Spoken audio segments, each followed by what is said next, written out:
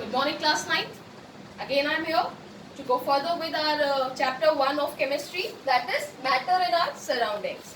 In the last video, we had discussed about change of states, okay, in which we had discussed about melting, boiling, condensation, freezing, sublimation and desublimation. Okay? Except that we had also discussed about latent heat of fusion and latent heat of vaporization. Regarding that, I am sending you assignment 2 in which some questions are written. All those answers you will write in your fair copy. You will get all the answers from that videos which I have already sent. Okay? Our next topic which we are going to continue today, that is temperature.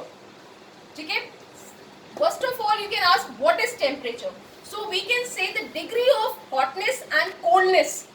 That can be explained by something. We say that this is very cold, this is very hot, today is very hot, today is very cold.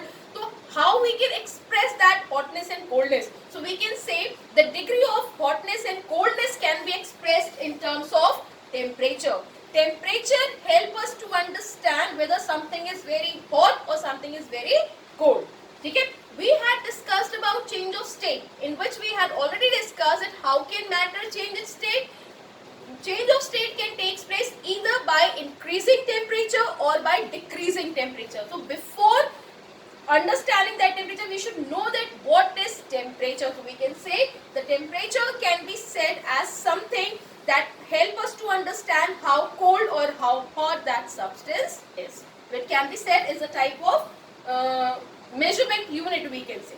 Okay? Now, we in our general daily use, we use which type of temperature unit?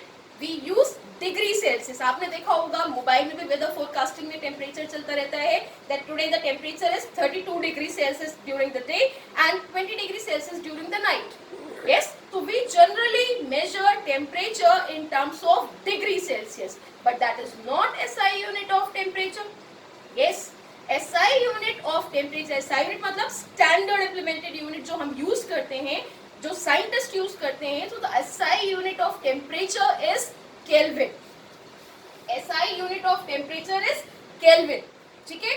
The most common use unit of temperature is degree Celsius and one more unit we can use to measure the temperature, that is Fahrenheit.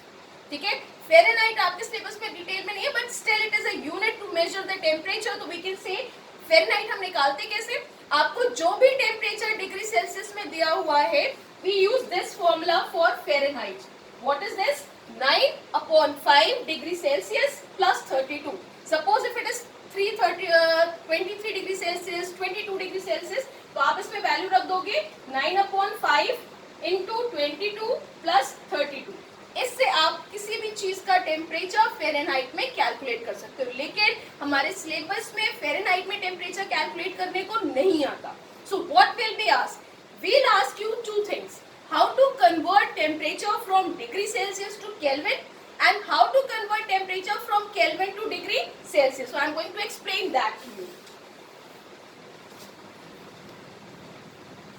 First we'll see that we consider water as an example. ठीक है. So water का अगर हम example लें तो आप देखोगे water, इसका टेम्परेचर डिग्री सेल्सियस में, ठीक है, केल्विन में एंड फ़ारेनहाइट में. क्या निकालेंगे हम? Boiling point of water and melting point of water. तो अगर आप बॉइलिंग पॉइंट ऑफ वाटर देखोगे तो boiling point of water degree Celsius में होता है 100 डिग्री सेल्सियस और मेल्टिंग पॉइंट होता है 0 डिग्री सेल्सियस. अगर हम केल्विन में देखेंगे तो मेल्टिंग पॉइंट होता है 273 केल्विन. केल्विन को हम के से रिप्रेजेंट करते हैं और इसमें हम डिग्री साइन नहीं लगाते हैं. ठीक है. एंड इस melting point, boiling point will be 373 kelvin. अगर आप फ़ारेनहाइट में पूछोगे तो इसका मेल्टिंग पॉइंट होता है 32 डिग्री फ़ारेनहाइट, एंड इसका बॉइलिंग पॉइंट होता है 212 डिग्री फ़ारेनहाइट. ठीक है. ये तो सम वैल्यूज. और ये क्वेश्चन पूछा जाता है that right the melting point and boiling point of water in degree Celsius and in Kelvin. Fahrenheit में again I am telling it will not be asked, but still it is only for your information. ठीक है. तो what is the melting point of water in degree Celsius? 0 degree Celsius, and in Kelvin 273 Kelvin. What is the boiling point of water in degree Celsius? 100 degree Celsius and in Kelvin scale 373 Kelvin. तो आप यहाँ पे एक चीज notice कर सकते हो that degree Celsius में 0 डिग्री सेल्सियस इक्वल टू होता है 273 Kelvin. Yes, so from this we'll make the formula. First we'll see how to convert degree Celsius to Kelvin. Degree Celsius to kelvin. ठीक है, तो degree Celsius to kelvin का formula होता है kelvin is equal to degree Celsius plus 273. अभी हमने बताया 0 degree Celsius equal to होता है 273 केल्विन. तो अगर हमें 27, हमने आपको एग्जांपल दिया that convert 27 degree Celsius to kelvin. ठीक है, तो आपको किसमें कन्वर्ट करना है? केल्विन में. तो हम लिखेंगे kelvin is equal to 27 plus 273 that is equal to 300 Kelvin. Problem? No? Understood that how to convert degree Celsius to Kelvin? जितना भी टेम्परेचर डिग्री सेल्सियस में दिया हुआ है उसमें आप 273 ऐड कर दो. एक्चुअली एक्यूरेट वैल्यू होती है 273.15, लेकिन 0.15 can be taken as negligible value, so we take standard value that is 273. तो जो भी टेम्परेचर डिग्री सेल्सियस में दिया हुआ है उसमें आप 273 ऐड कर दो. That will be the value of that temperature in kelvin scale. ठीक है, next how to convert Kelvin to degree Celsius. Now the next is Kelvin to degree Celsius. ठीक है, तो हमें किस में कन्वर्ट करना है? डिग्री सेल्सियस में. तो डिग्री सेल्सियस इक्वल टू होता है केल्विन माइनस 273. उसमें क्या था?